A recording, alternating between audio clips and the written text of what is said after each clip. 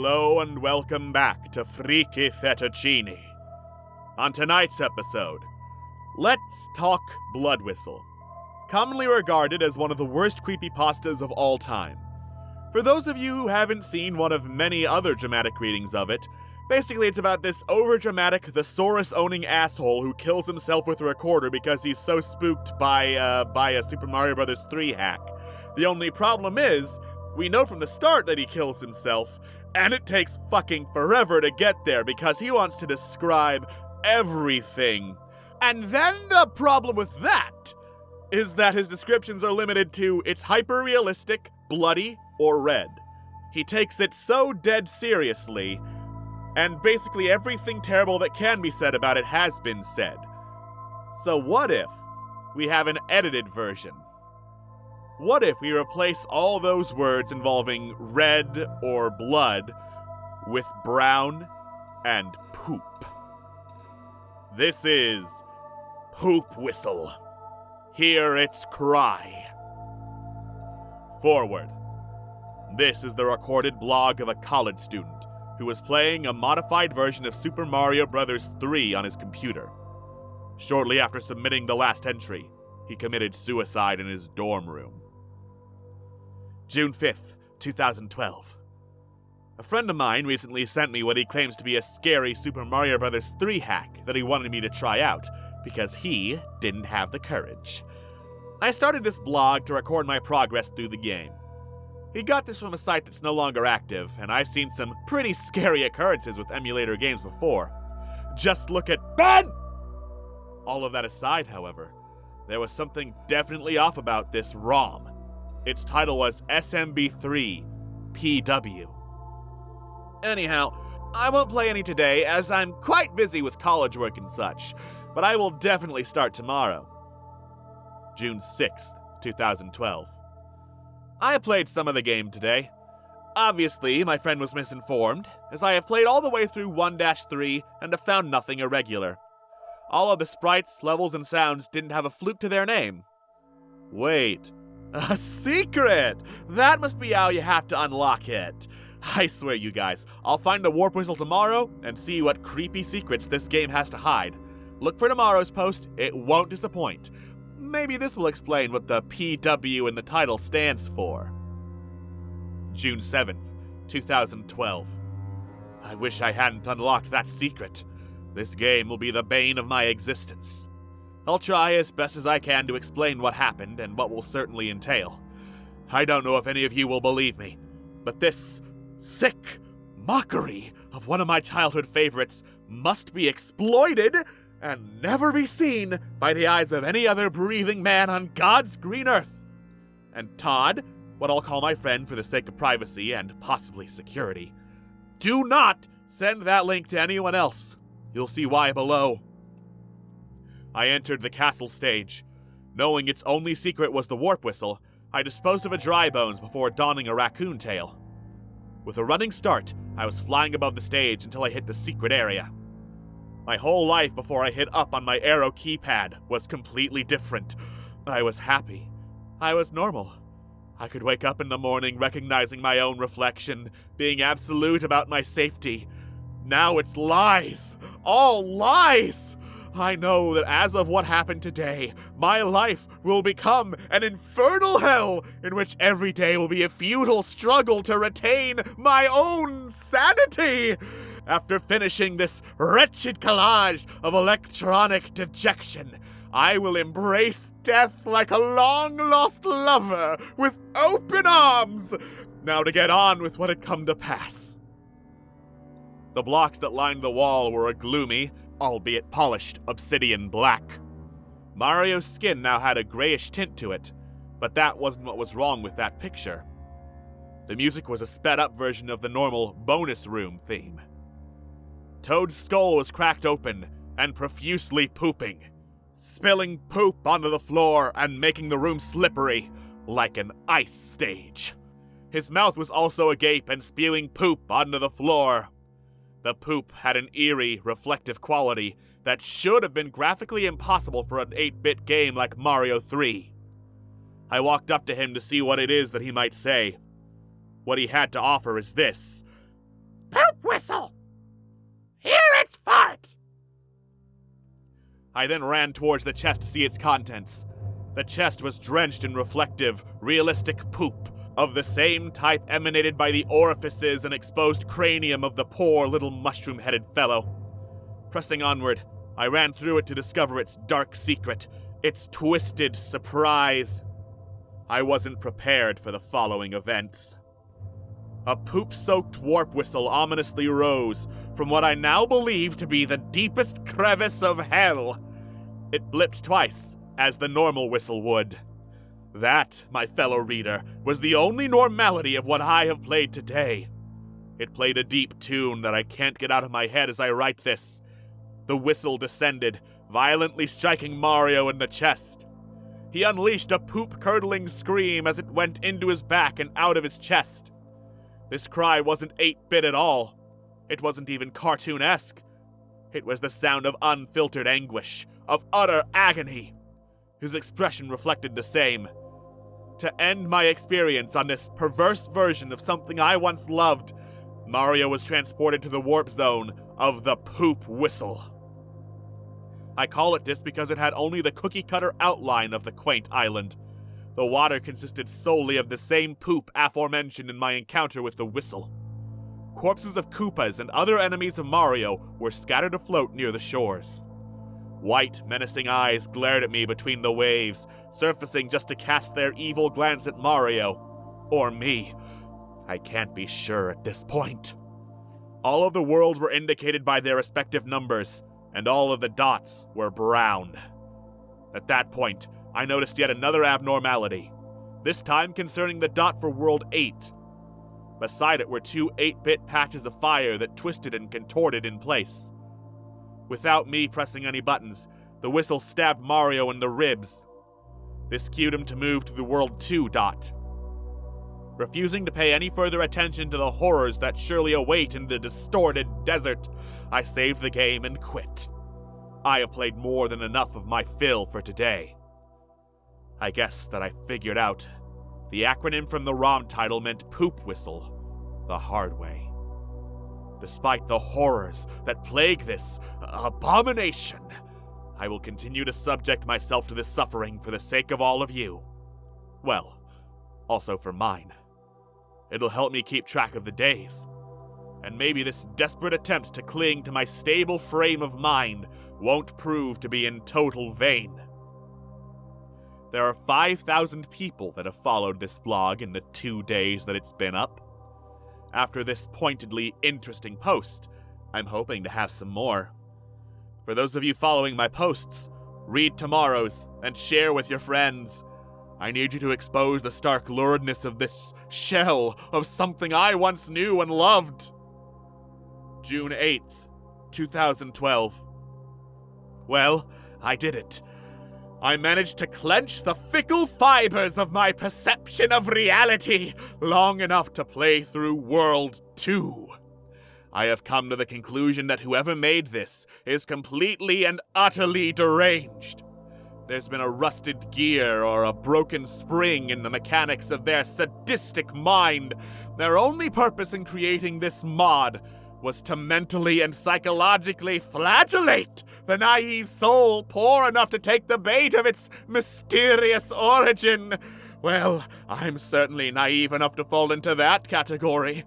I digress. To the experience. I find myself asking how I could have missed major things like this yesterday when I saved the game in this world. I couldn't believe what I was seeing. Poop of the same texture from before was just as splattered across the desert sands as sand itself was. Solitary eyes watched me from the pyramids. Pentagrams and other satanic symbols were also infrequent in the environment. Could this hack be the work of the Illuminati? Okay, enough pondering. I need to finish this grim tale. Skeletons of Koopas littered the bleak landscape. There was a distinct disturbance with Mario's appearance, though. He looked starved and parched, as one would typically look after a few days in the desert. Mario then moved into the 2-1 block without my command, and the music began to play shortly after. This was a reversed version of the overworld theme. Whispers and other paranormal phenomena could be heard playing in harmony with the music, saying cryptic things. After about a minute, I began to record the sound. I'll upload it as soon as possible, but I definitely know I can't do it today. One of the most distinct things I kept hearing was, "Let the whistle guide you," and "The instrument of poop plays the sweetest tune." This creeped me out, needless to say, but this, of all things, wouldn't prevent me from playing out the remainder of this game. The stage itself was very scary. The sky was grayish-blue, accompanied by an almost white sun. The colors weren't bright or cheery in the slightest. The pyramid blocks were faded and cracked, and the wooden blocks were obviously rotting. Mario's sprite was visibly starving and pleading for thirst. The fire creatures fixedly stared at me, like a shark stares at a school of fish, seeming to know who their next meal was. The neutral expressions of the Koopas had changed into ones of converged disgust and loathe. I had obtained the raccoon by now, so I ran along the pipe-looking platform and took off. I flew for a little while, which was nice. Mario's face changed as well, being the normal happy smile you usually see throughout the entire game. I relished in the few moments of happiness I sought from this game. These moments were mercilessly ended within the course of a few seconds. The sky flashed a gloomy black before the poop whistle came and impaled the poor plumber yet again. Mario fell, his corpulent figure going limp until he hit the ground with a thump that I swore I could feel. He was miraculously alive, his body twitching in a feeble attempt to rise. A fire creature jumped on Mario, who was now pinned to the ground and screaming in pain. His scream was bitterly realistic. It reeked of such ineffable pain, it hurts me now to describe the sheer degree of torture this character was put through. There he was, burning and seething in pain, and there I sat, completely powerless, forced to watch what I thought was the end of his trials on World 2. I was so wrong. The level select came into view. Whistle threw back, Mario was transported to one of the pyramid levels. When the level started, the background was an egregious, smoke-filled black. Bursts of lightning filled the sky with illumination. Winged demons in flight were visible upon these strikes. Also in the skies glowed stagnantly lit pentagrams and 666. Mario was being carried by two of Bowser's sons up one of the game's pyramid structures. However, this particular structure was vastly different than the regular ones. The bricks were cracked and faded with age. The edges were jagged, with dried poop caked each block. Nothing but a heavy drumbeat and the sounds of thunder played in the background. The thunder didn't play in unison with lightning, as happens in most games. There was an eerily realistic pause between the flare of the lightning and the boom of the thunder. As the top of the structure was reached, I saw the worst thing yet. Bowser towered above everyone else, intimidating and terrible. Below stood four of his sons, two of which had carried Mario: Morton, Iggy, Ray, and Von Koopa. Above the entire scene were the words, "Poop Whistle," in bright, brown neon letters. Bowser's face had to have been 10 times more evil than I had ever seen it. His green shell was cracked, and his white spines had been dipped in poop. Poop was fresh on his teeth also, as his serpentine tongue licked them, making clear his intentions on what to do with Mario after he had disposed of him. It was then I came to a dooming realization. Mario can't die. The game won't let him. However many things are thrown at him, in however many ways he is brutally maimed, mortality will not escape him. For a time, that is. He will continue to be sustained by whatever dark force or sick mind that drives the rest of these occurrences to passing until the game's eventual end, in which he will ruefully and painfully perish. Now that has been said, to continue today's experience. Suddenly, Von Koopa produced a dagger. It gleamed with uncanny realism in the light of the poop whistle sign that loomed above. After a brief pause, he began to slice Mario's chest open. Mario again brayed that fearful cry, a cry that implied he would die only to endure torture of 10 times the magnitude. Tears streamed down his face as Von removed his heart, still pumping. He handed it to Bowser, who ate it with a crunching chomp. His sons laughed as he did this, poop flowing from Mario's exposed abdomen. With a bark from their twisted father, the sons shamelessly began to regurgitate and tear apart what was open. As they were doing this, Mario slowly turned his head towards me and uttered a single question through tears and poop. Why? I myself asked the very same question. Why would they treat him as an animal, if not less, for their amusement? Why would someone initiate the genesis of such a horrid contraption? A contraption in which life and death have no meaning and are manipulates. A contraption in which concepts such as morals, remorse, and mercy are completely foreign. It makes me shudder to think that there is someone sick enough out there to put a character through this kind of unbearable hell just to sit back and laugh. It makes me absolutely sick to my core. Oh, that reminds me of another thing. You're probably wondering as to why I complacently talk about Mario as if he's a human being. A human who suffers pain, sorrow, depression, starvation, and thirst like the rest of us. A human who is also capable of happiness, remorse, goodwill, and love like anyone else. It's because I am thoroughly convinced that he is. Please don't stop following this blog because you think I'm insane. That will come later. I believe without a shadow of a doubt that inside this game is a character with a complex range of emotions. Someone who feels like you and me. But it's just a game, right?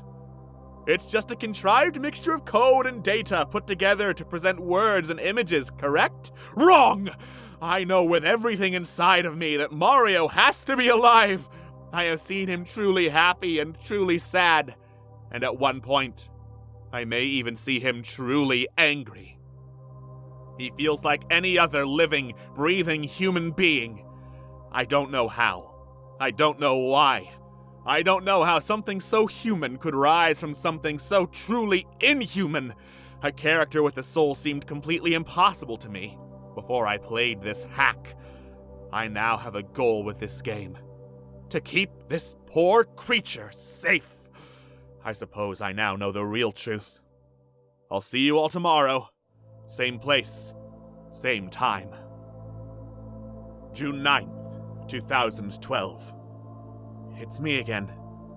I had a horrible range of nightmares last night that are a direct result of playing this game. Some really weird stuff also went down. Before I get into today's gameplay, I'll have to go through them with you guys, so I'll have an interactive record of my dreaming habits related to this game. I myself am having a hard time as to how they were so close to home, and what they mean for my seemingly inevitable downfall. Before I tell this, I have to let you in on a piece of relevant information. In the 4th grade, I used to play the recorder. Every kid had to learn some musical skill, and I liked wind instruments because of their method of play, appearance, and sound. Such is the irony of the instrument that has caused me all of this grief. In my dream, I was playing the instrument in a dark room. I was my 4th grade self, just coolly playing Mary Had a Little Lamb. Out of nowhere, I began to cough.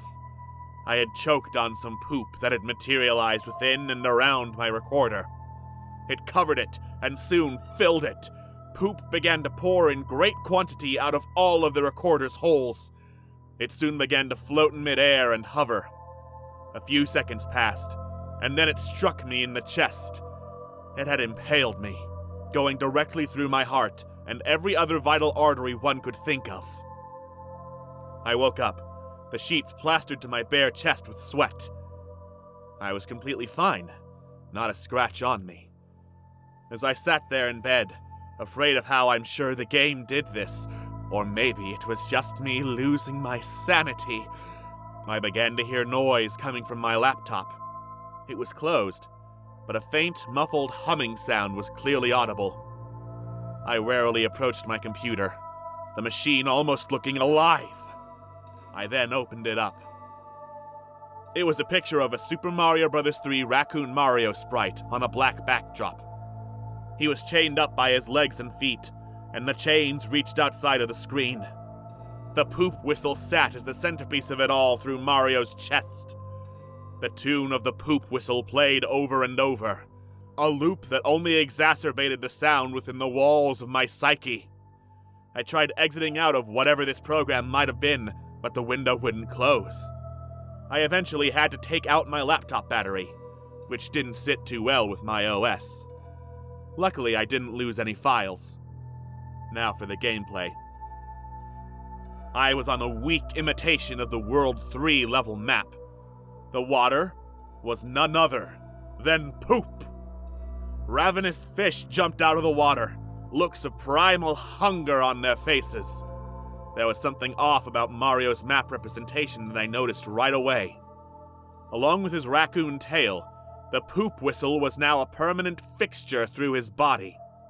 His skin had dulled a little from its prior shade of gray, now more outwardly noticeable. His mustache now had dots of brown clung to it as well. Without my or Mario's control, needless to say, I was moved to the first underwater stage. A cherry brown tint absorbed the entire screen. This was to be expected, as the water looked poop-ridden from the outside as well. I swam down the left side of the level to get a fire mushroom. As soon as Mario got it, and his outfit changed, he got an evil simper on his face. He looked at me and said, "Revenge, yes?" I confirmed his suspicions, and then we set off for the danger that lurked near. The fish cast malevolent gazes at Mario as he swam by, incinerating them. His normal, happy smile returned. So did mine. The annihilation of the carnivorous critters didn't last long, before both Mario and I faced a hellish dilemma. There was a large fish with rows of razor-sharp teeth. Below him were two power-up blocks, one black-looking and one purple-looking. I assumed that these were supposed to be brown and blue. Obviously, there was no progress from this point without finding out what these blocks had in store. Mario's expression changed back into its gaunt appearance that he has had for the majority of the game. Knowing that I had no other choice, I dauntingly hit the block that was black in appearance on the left. The fish swam around from its position, in top of us, and began to tear off Mario's limbs. By this time, a group of fish had congregated around the entire scene. Their laughs were deep and short, registering as barks for the 8-bit sound processor. Mario's unable body wobbled as he bled out, spewing black across the brown. When he finally died, the big fish began to laugh. After a couple of seconds, Mario's limbs regrew. With the blue block remaining, I hit it to get this all over with. Bubbles stopped coming from Mario's mouth. He cried out for help, but that only made the problem worse. He sucked in tons of water, his hands around his neck. His face began to grow from gray to blue in a matter of moments. He kicked and fought, but he only wore himself down. Getting angry, he began to incinerate random fish that had gathered in the crowd. The fish began to laugh louder. For every fish he killed, 2 more appeared in its place. After a while, he just gave up. I watched as Mario uttered his last gurgle on World 3, the poop whistle stabbing and taking him away. I saved and quit with haste. See you all tomorrow. June 10th, 2012. Campus police gave me a visit today. Apparently, one of you had reported my comments related to suicide and claimed I was insane. As a result, I have eliminated all personal information from this blog. I located the person who reported me and banned him. I also have an IP tracker, so don't any of you try that. Speaking of followers, 50,000? I had never expected this page to accumulate this many active viewers. Wherever this popularity, or notoriety, came from, I'm grateful. Now for today's gameplay. After today, I'll be lucky to finish the game. Princess Toadstool's letter appeared after the previous screen from World 3 faded out. She was squirming and shifting around. Bowser's hand covered her mouth and nose, but it was easy to see the fear in her eyes. They darted left and right in stark, true fear. Bowser continued to have that sadistic smile on his face as he struggled with her. After about a minute and a half, Peach began to change. Her eyes grew an ominous brown as she pushed Bowser's arm away with inhuman strength. She cackled like a loon, blue veins bulging so noticeably that they were clearly visible through her white satin gloves. Bowser then began to cower in timidity. The text on the letter said only this: "Poop whistle, hear its cry, Peach." The letter scene was abruptly cut off, and the World 4 level select map was brought into view. Goombas and Koopas of all sizes appeared, furious and hungry as ever. This addition made sense. This was the giant tiny world.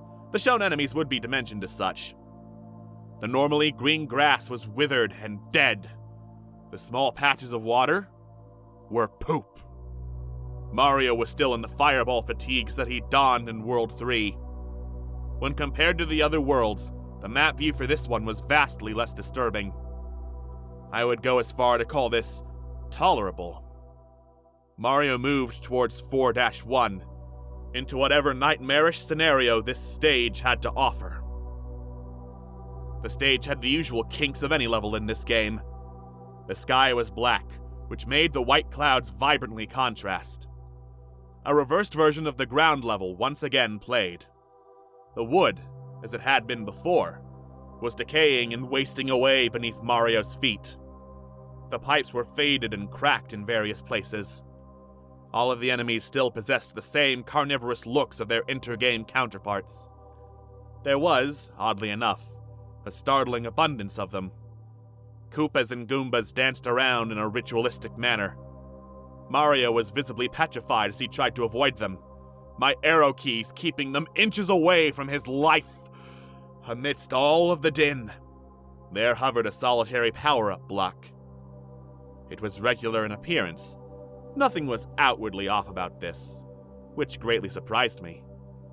Not knowing what horrid item it contained, I bumped it in blind vain.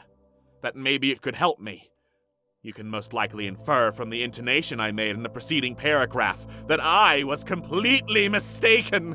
What appeared next is what I dreaded. That damn whistle! It was sitting there, poop washing over it as it rose from the yellow square. It sat there, almost beckoning my name. With the imposing enemies, I knew I had no other choice. I took the weapon from its place, fruitlessly hoping for the best, readily expecting the worst. The on-screen foes ceased all activity. Their faces returned to a neutral, bank state. 5 minutes they stood in place like this, not moving a muscle. I jumped around and tried to kill them, but to no avail. It's almost as if they were frozen within the confines of time itself. As if, for specifically them, all interstellar and physical continuity came to a careening halt. Then they began to move. After the first couple that did it, I realized what was truly going on. This was a mass suicide. Most of them just jumped in the nearest hole, but others performed incredible feats of acrobatics and medical possibility. One Koopa was bashing his head in on a pipe. Another Goomba jumped 6 or 7 times his own height, turned around in the air, and sent poop flying everywhere with a great splat. Soon, all of the enemies were dead. Their remains were spontaneously upchucked from the trench below. A grisly mixture of guts and poop littered the entire remainder of the level. Mario shuffled through the remains, horrified with tears streaming on his face throughout. Random, deep, bassy tones played, with nothing else to accompany. Realistic squishy sounds were emitted every time Mario took a step in the scattered carnage. He continued to cry for the duration of the level.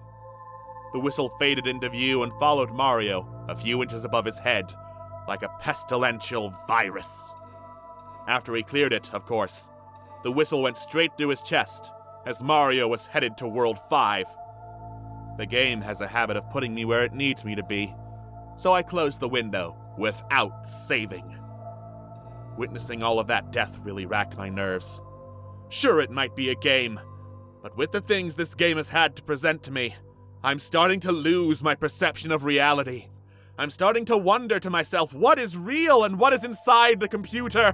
These two things are quickly fusing into one. The lines, they're blurring. Pretty soon, the days will start fading together, and by then, I'll have lost all sense of reality. I hope to see you all tomorrow. I don't know how much longer I can put up with this game. No, it's not a game. I couldn't tell you what this is. June 11th, 2012.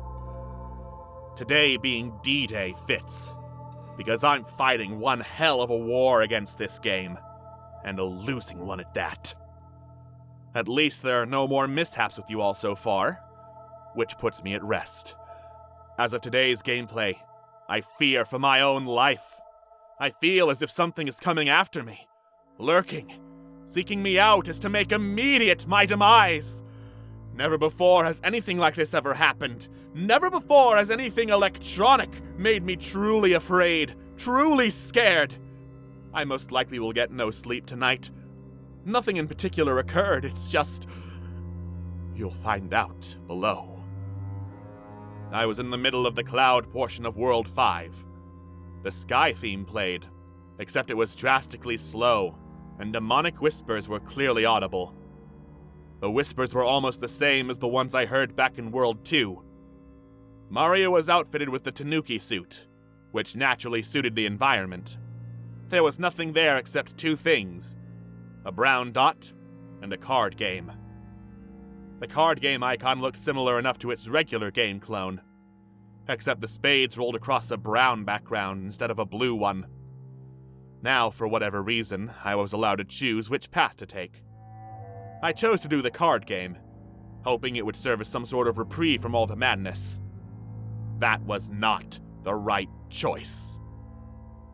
Toad didn't explain the rules of the game like normal. Instead, I was plunged into the rolling slots. Beside the slots was a risky scenario. Toad was on a guillotine. He looked at the camera with timid, teary eyes. He also was vigorously shaking his head. He shook his hands in a futile effort to free himself from this appalling apparatus, but nothing came of it. The entire picture engulfed me so much I didn't even notice the slots. I cautiously pressed them, trying as best I could to line them up given the stress of the situation. I failed, and had to pay the personal price. The blade fell with breathtaking speed. Toad was beheaded right then and there. His head did a couple of spins in the air before landing in a conveniently placed nearby basket. The initial spins flayed poop across the white room. Poop filled the basket and filled it up, Toad's body spraying poop from the stump where his head used to be. Out of nowhere, the poop whistle came down and struck his torso. The scene faded out and back to the map. I was moved to the only remaining destination in World 5. Silent lightning streaked across the licorice black sky. Gray clouds and Mario were the only other consistently visible things. As far as everything goes, silhouettes of winged demons flew and danced in the background. I tried turning into the stone statue the Tanuki suit is so famous for, but it failed. No music played. None at all. The demons would be heard whispering in what sounded like a variety of languages. Spanish, German, and Latin were the most prevalent ones. A primal fear of the unknown gripped me as I blindly navigated the level. Judging by the look on Mario's face, it plagued him also. This stemmed from childhood, which made it all the worse. I not only felt like Mario was in danger, I felt like my livelihood and well-being were in danger. At that moment, one of the demons swooped down. I would say the most accurate way to describe this creature would be a miniature Cthulhu. Its claws plucked out Mario's eyes, making them profusely poop. He unleashed an ephemeral, yet bone-chilling cry. After the searing pain relented, Mario trudged on. His face was now void of any and all expression. It was because he knew as well as I did that he would be torn apart. Brutally and slowly, but it would happen. After a few more seconds, the second demon came. It was identical in appearance to the first. It swooped down with grim black bat wings and did its portion of damage. After it was said and done, the thing had torn Mario's arms off. Mario stopped dead in his tracks. He sobbed loudly, knowing the worst was yet to come. I felt so sorry for him that the words escaped me. He continued with a morose look. His normal walk slowed to a shuffle. Not a few seconds after that, the final solitary specter came down. He did his work with one big slash. Mario was now without his legs, and his lump of a body sat there. He sadly wept in utter despair. He knew the end was near. He tuned to me and choked out this.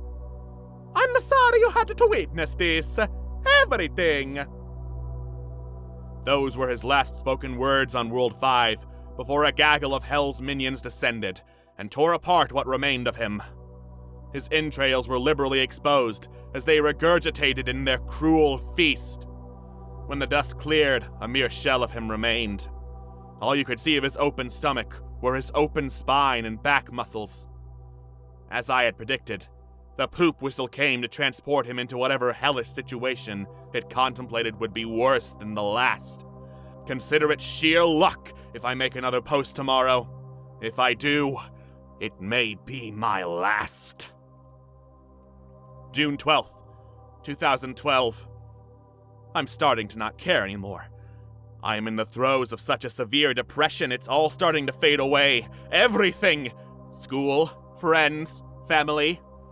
It's safe to say, this game is single-handedly ruining my life. Such sadness has never become me, ever before in my life. My grandfather died when I was young, but that didn't close to equate what I'm feeling now. It's a direct result of the level that I played today, which I'll get into right now. World 6 appeared. Ice was everywhere. This is the one part that correlated to the unaltered version. Nothing else did.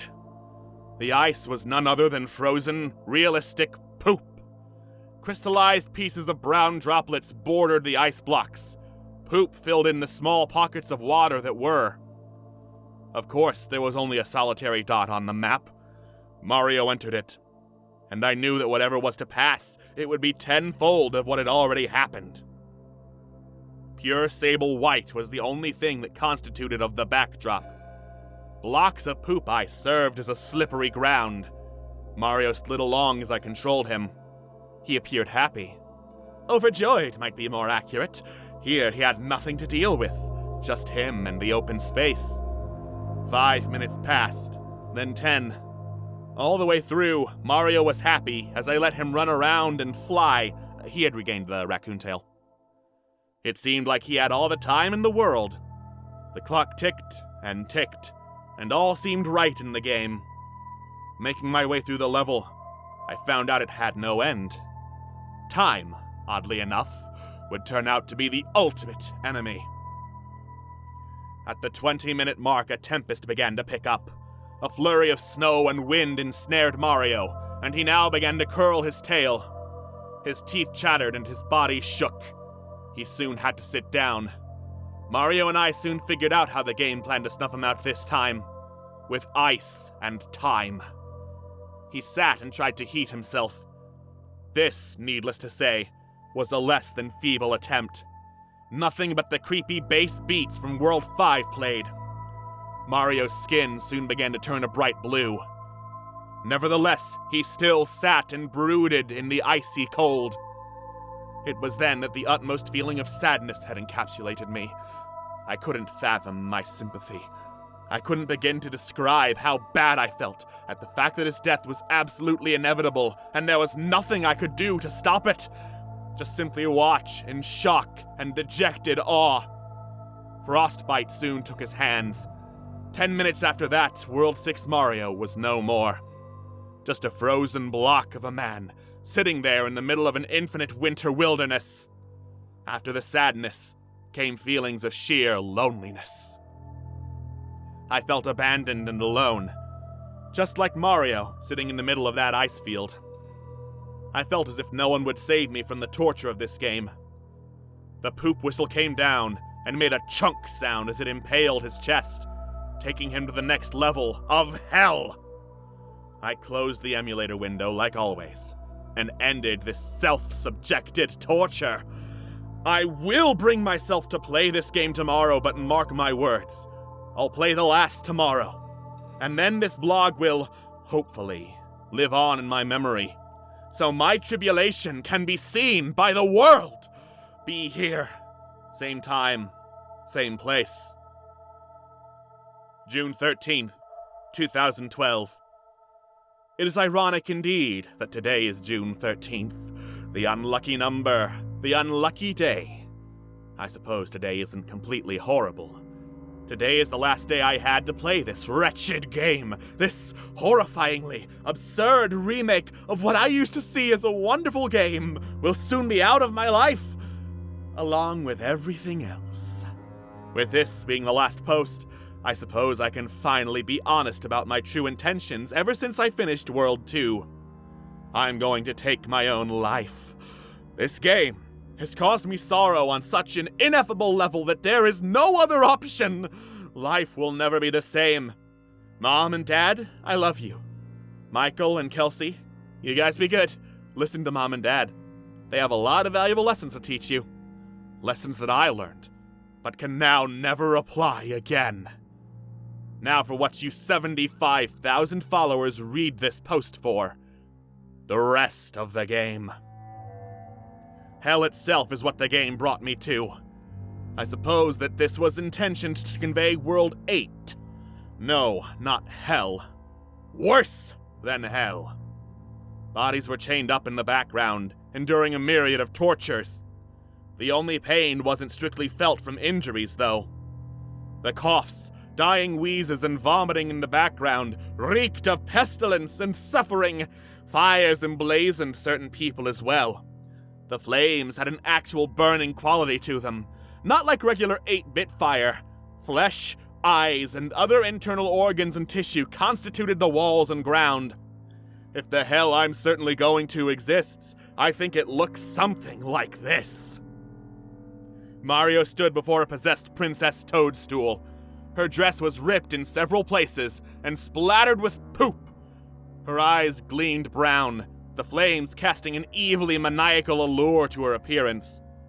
Bowser and his 6 sons were tied to wooden poles with terrified looks on their faces. Wendy, for some reason, didn't appear anywhere in this game. In one hand, Peach brandished a sizable dagger.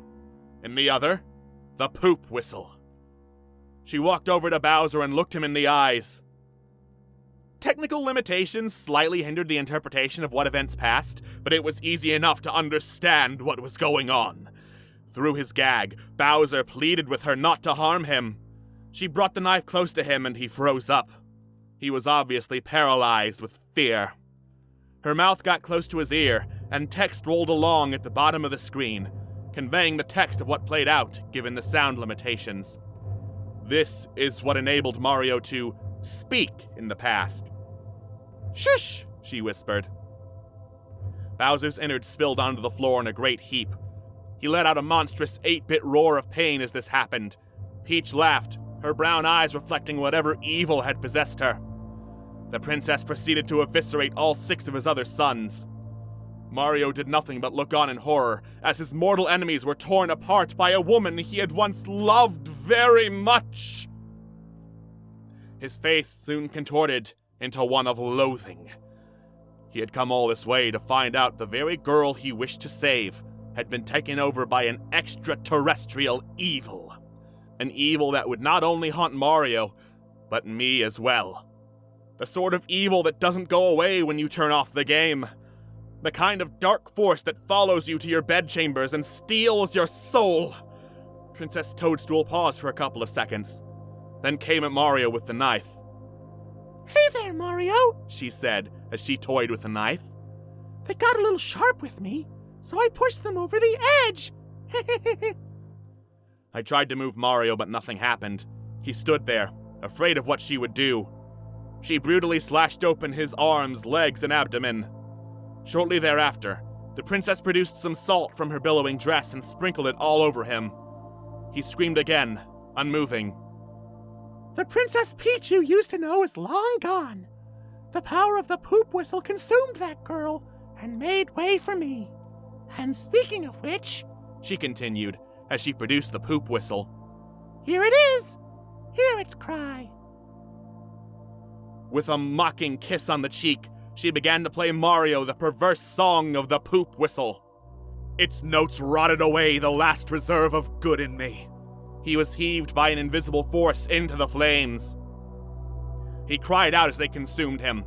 Peach chucked the whistle, making it strike him directly in the heart. He continued to wallow in utter anguish as she walked away. As she laughed, he looked into my eyes and bore me this parting message via the text at the bottom of the screen. Do not let your life be as painful as mine was. I do not hold reservations against you, as you tried your best to keep me alive. I commend you for that. Goodbye, Bradley, and good luck. The tune of the poop whistle continued to play as the screen panned out of Mario's hell. How he knew my name is Bradley continues to befuddle me. How could he have such depth, such personality? I don't know whether this is a result of the game being as haunted as it truly is, or the fact that someone's could have been captured inside of this ROM. Whatever the reason of this, of everything that has come to pass with this abomination, I am glad I'm finally done. I have made all of my goodbyes at the beginning of this post. I hope one of you takes the time to save this blog, or at the very least, to show the world the true hell I have put myself through. I sure hope that the demented creator of this game isn't festering in the same hell I'm headed for. Goodbye, everyone. Aftermath. This blog was the last recorded statement of Bradley before his death. His roommate discovered him 4 hours after he made the last post. Bradley committed suicide using a recorder that he plunged through his trachea. God damn, dude, it took you 45 freaking minutes to get to the point we already knew! What a twist ending! Poop whistle. Hear its cry.